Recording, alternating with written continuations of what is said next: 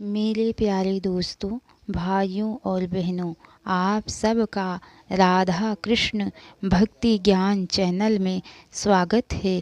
आप सब सुंदर कांड का पाठ हिंदी में सुन रहे हैं, तो बोलिए विघ्नहर्ता गणेश भगवान की जय, उमापति महादेव की जय, जगत जननी जगदम्बा की जय, आदि शक्ति माता दुर्गा की जय, सिया बलराम चंद्र की जय, संकट मोचन हनुमान जी की जय, लक्ष्मी नारायण विष्णु भगवान की जय, राधा कृष्ण की जय, सूर्य नारायण भगवान की जय, समस्त देवी देवताओं की जय।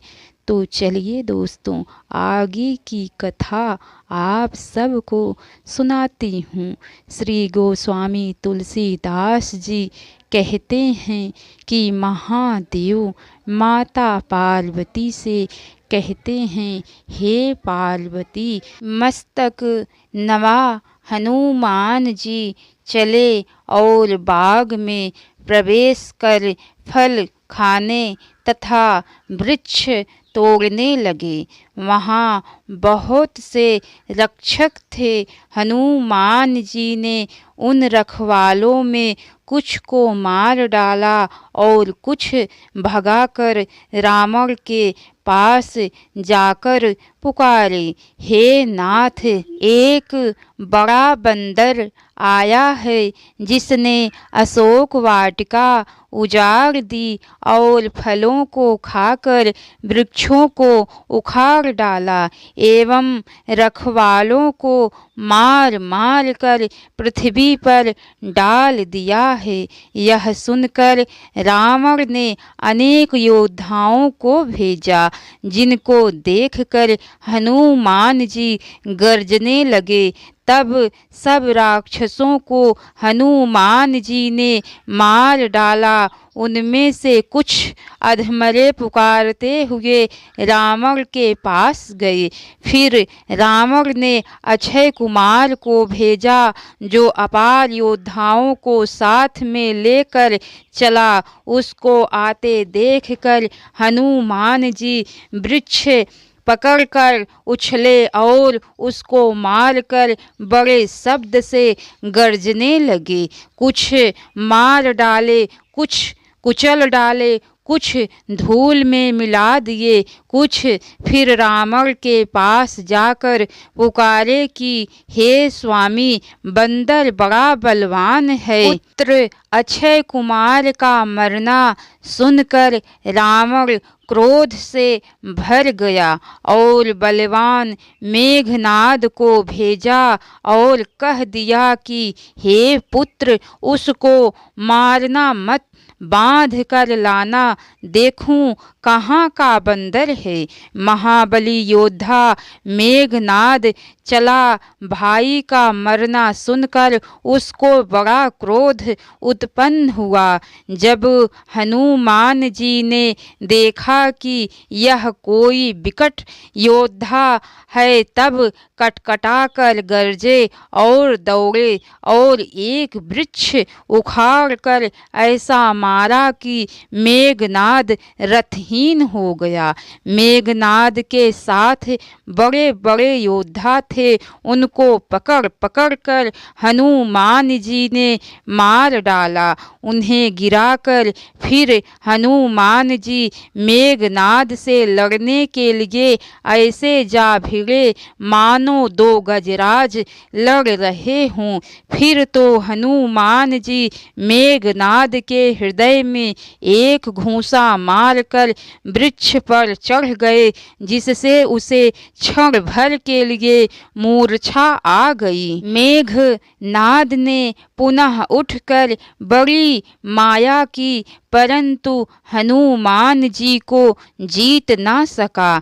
तब मेघनाद ने ब्रह्मास्त्र हाथ में लिया तो हनुमान जी ने मन में विचार किया कि यदि मैं इस ब्रह्म बाण को ना मानूंगा तो इसकी अपार महिमा मिट जाएगी। मेघनाद ने हनुमान जी को ब्रह्म बाण मारा, तब गिरते समय भी हनुमान जी ने सेना का संहार किया। जब मेघनाद ने जाना कि बानर मूर्छित हो गया तो उन्हें नाग फांस से बांध ले गया। भगवान भोलेनाथ कहते हैं, हे पार्वती सुनो, जिनका नाम जप कर ज्ञानी मुक्त हो जाते हैं, उस प्रभु का दूत कहो कैसे किसी बंधन में आ सकता है। उसने तो अपने स्वामी के कार्य के निमित्त अपने आप को बधाया।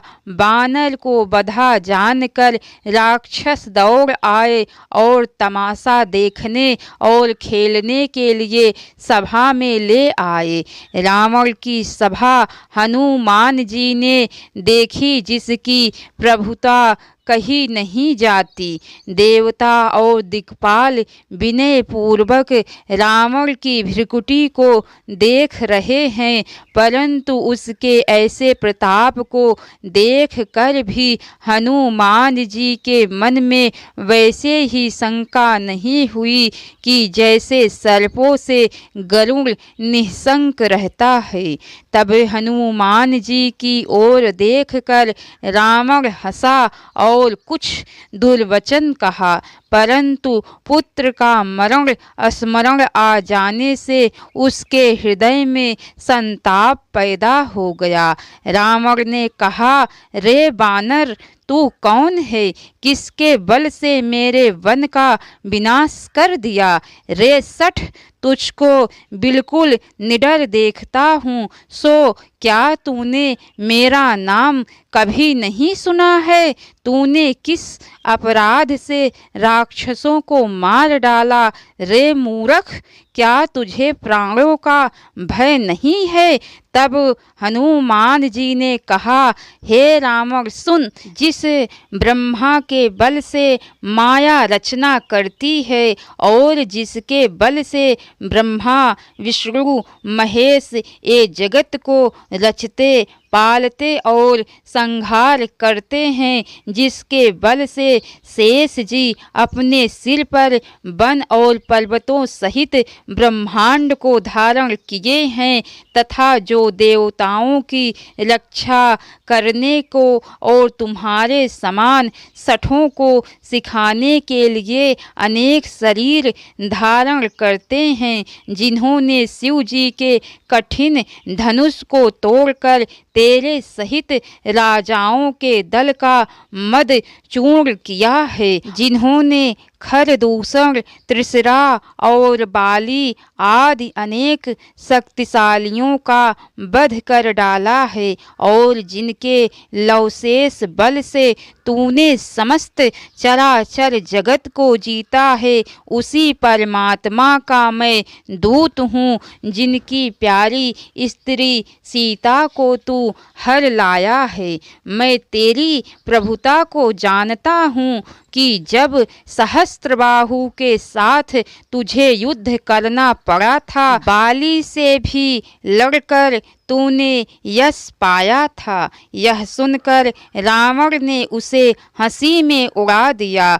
मुझको भूख लगी थी, इस कारण फलों को खाया और बानर स्वभाव से वृक्षों को तोड़ा है। हे स्वामी, देह सबको प्यारी है, परंतु कुमार्गामी राक्षस मुझे मारने लगे। जिन्होंने मुझे मारा उनको मैंने भी मारा। इस पर तुम्हारे पुत्र ने मुझे बांधा है, परंतु मुझे अपने बांधे जाने की कुछ भी लाज नहीं है। मैं अपने स्वामी का कार्य करना चाहता हूँ। हे रावण, मैं हाथ जोड़कर विनती करता हूँ कि अभिमान छोड़कर मेरी शिक्षा सुनो। अपने मन में विचार करके देख लो और भक्त जनों के भय को मिटाने वाले प्रभु का भजन करो, जिनके भय से काल भी डर जाता है और जो देवता दैत्य एवं सारे चराचर को खा जाता है उससे कभी बैर ना करो तथा मेरे कहने से सीता जी को दे दो। हे रावण, खर के मारे जाने वाले रघुवंश शिरोमणि श्री राम जी भक्त पालक और करुणा के सागर हैं। यदि तू उनकी शरण में चला जाएगा तो तेरे सब अपराध को क्षमा कर तेरी रक्षा करेंगे। श्री राम जी के चरण कमलों को हृदय में धारण कर लंका में अचल राज्य करो। महामुनि पुलस्त्य का यश निर्मल चंद्रमा के समान है, उस कुल में तुम कलंक के समान ना बनो। मद और मोह को त्याग कर देख लो कि राम नाम के बिना वाणी शोभा नहीं देती। हे रावण, जैसे स्त्री सब अलंकारों से अलंकृत हो परंतु वस्त्रों के बिना शोभा नहीं पाती, जो श्री राम जी से विमुख है वह उसको संपदा और प्रभुता पाने पर भी ना पाने के बराबर है। जहाँ सजल सोते वाली नदी नहीं है वहाँ वर्षा हो जाने के बाद जल सूख जाता है। हे रावण, सुन, श्री राम जी से विमुख रहने वाले की कोई भी रक्षा नहीं कर सकता। हजार शिव जी, ब्रह्मा जी, विष्णु जी भी तुझे नहीं रख सकेंगे। यदि श्री रघुनाथ जी से तेरा बैर होगा तो हे रावण, मोह के कारण और अत्यंत दुख देने वाली अभिमान को तुम छोड़कर कृपा के सागर भगवान श्री राम जी का भजन करो। यद्यपि हनुमान जी ने रावण को अति हितकारी और भक्ति ज्ञान धर्म नीति से मिली हुई वाणी कही परंतु वह अभिमानी अधम हंसकर बोला कि आज तो हमको तू बड़ा ज्ञानी गुरु मिला है। रे नीच, तू मुझको शिक्षा देने लगा, तेरी मौत निकट आ गई है। हनुमान जी ने कहा कि उल्टा होगा। अब मैंने जान लिया कि तेरी बुद्धि भ्रम में है। हनुमान जी का वचन सुनकर रावण को बड़ा क्रोध आया और कहा, हे राक्षसों, इसको मार डालो। रावण के वचन को सुनकर राक्षस मारने दौड़े तो मंत्रियों के साथ विभीषण वहां आ गए।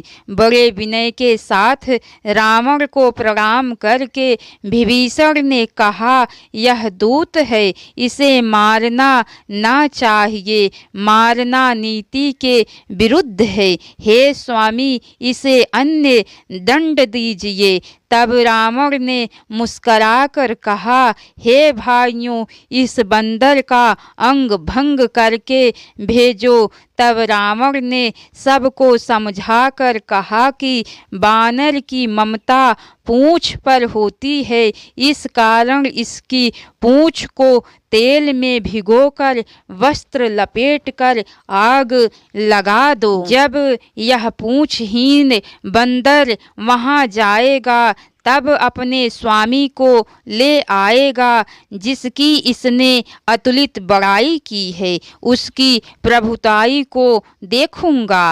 रावण के वचन सुनकर हनुमान जी मन में मुस्कराए और सोचने लगे कि मैं जान लिया कि इस समय सरस्वती सहायक हुई हैं।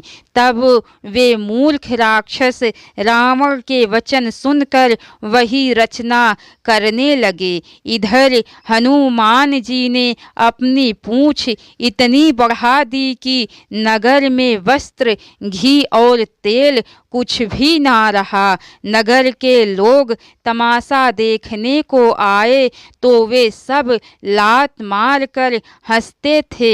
इसके आगे की कथा दोस्तों आप सबको कल सुनने को मिलेंगी। तो कैसी लगी कथा लाइक करके कमेंट बॉक्स बॉक्स में ज़रूर बताना। तो बोलिए सिया बलराम चंद्र की जय, संकट मोचन हनुमान जी की जय, उमापति महादेव की जय। अब तक की सारी वीडियो देखने के लिए आप सबको बहुत बहुत धन्यवाद। राधे राधे।